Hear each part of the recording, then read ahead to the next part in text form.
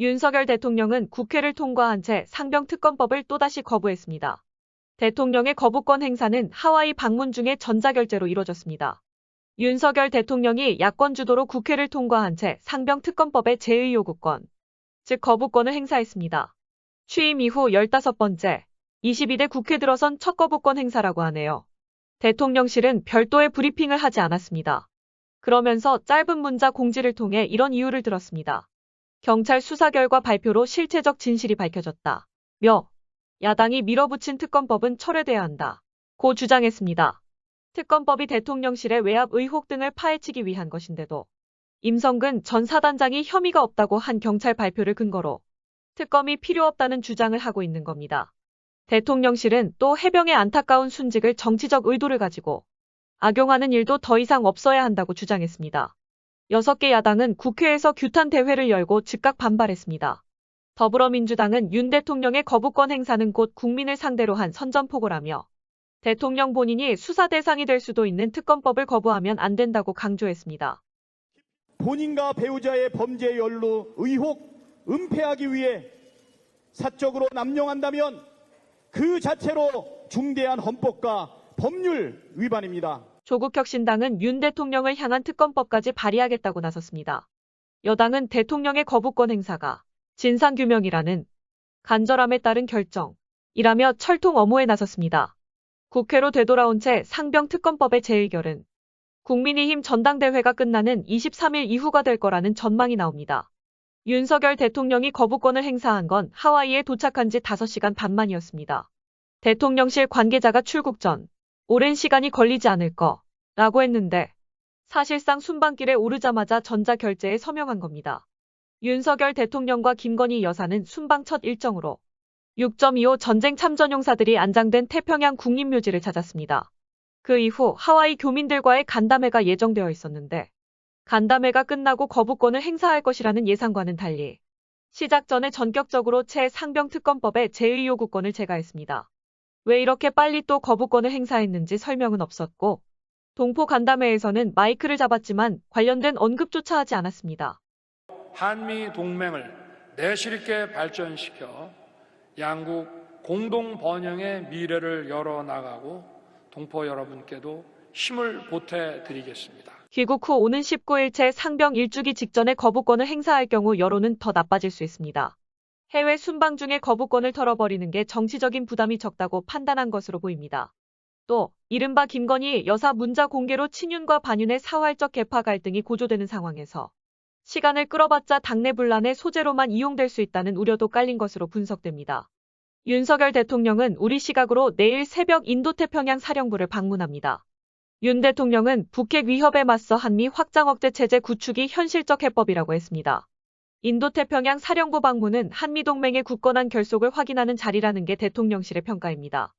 자, 그러면 지금부터 잠시만 주목해 주시기 바랍니다. 제가 구독자분들을 위해서 깜짝 선물을 하나 준비했는데요.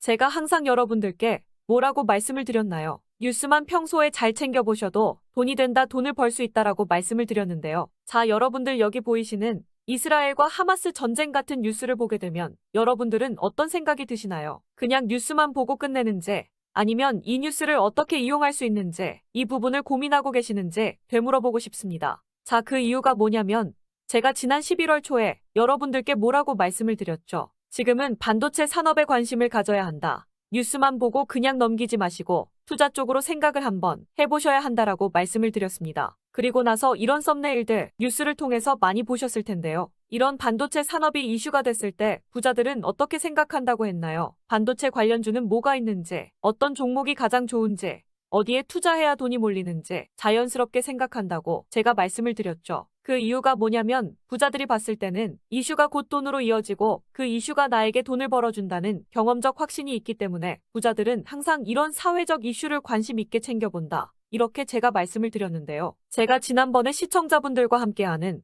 주식으로 수익 내기 이벤트를 진행했었는데요. 당연히 100% 무료로 진행을 했었고, 자, 여기 보시면 아시겠지만 제가 지난번에도 저한테 구독이라는 문자 남겨주신 모든 시청자분들께 이렇게 반도체 관련주 중에 가장 급등할 확률이 높은 딱 한 종목, 많은 종목이 아니라 딱 제주반도체 한 종목을 여러분들에게 추천드렸어요. 그러면서 여기 나와 있는 대로 정확히 얼마에 매수해야 하는지, 그리고 수익률이 어느 정도 나왔을 때 팔아야 하는지 이런 부분들까지 여러분들에게 정확히 알려드렸었는데, 자, 지금 실제로 어떻게 되었나요? 오른쪽을 보시면 아시겠지만 제가 11월 초에 문자로 이 제주반도체를 소개해드리고 나서 실제로 한 달도 지나지 않아서 이렇게 주가가 2배 이상 급등이 나왔습니다. 그리고 1월 말까지 이 상승세가 계속해서 이어졌죠. 그래서 당시에도 굉장히 많은 분들이 제가 드린 이 종목 제주반도체로 수익을 내실 수가 있었을 텐데요. 다시 한번 축하드린다는 말씀을 드리겠고, 자, 이번에도 마찬가지입니다.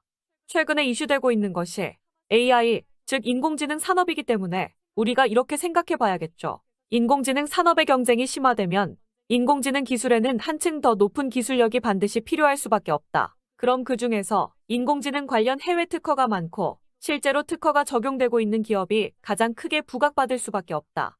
당연히 우리가 이렇게 생각해야 된다는 겁니다. 자, 그렇기 때문에 제가 이번에도 뭘 보내드린다. 인공이라는 문자 보내주시면 제가 인공지능 관련주 중에 앞으로 대장주 역할을 하면서 주가가 가장 크게 급등할 한 종목을 구독자분들에게 문자로 종목명과 사고 파는 시점을 모두 알려드릴 거예요. 그래서 여러분들이 주식으로 돈 버는 연습을 한번 해보시라, 이렇게 말씀을 드리고, 혹시라도 나는 주식을 하지 않는다 하시는 분들은 주변에 주식하시는 분들에게 추천을 해주셔도 되고, 아니면 연세가 있으셔서 투자가 어려우신 분들은 이 종목을 가지고 자녀분들에게 한번 사봐라, 이걸로 한번 수익을 내서 용돈 좀 챙겨줘라, 이렇게 조언을 해주실 수도 있는 거겠죠. 그래서 지금 이 영상을 보시는 시청자분들 중에 나도 이번 종목이 좀 궁금하다 하시는 분들은 누구나 상관없이, 그리고 어느 시간대나 상관없이 부담 없이 이렇게 상단에 제 번호를 항상 남겨놓고 있습니다. 0110-4218-3137번으로 저에게 이런 식으로 인공이라는 문자 보내주시면 제가 이번에도 똑같이 무료 추천 급등주 문자를 보내드리겠습니다. 이해되시죠? 제 번호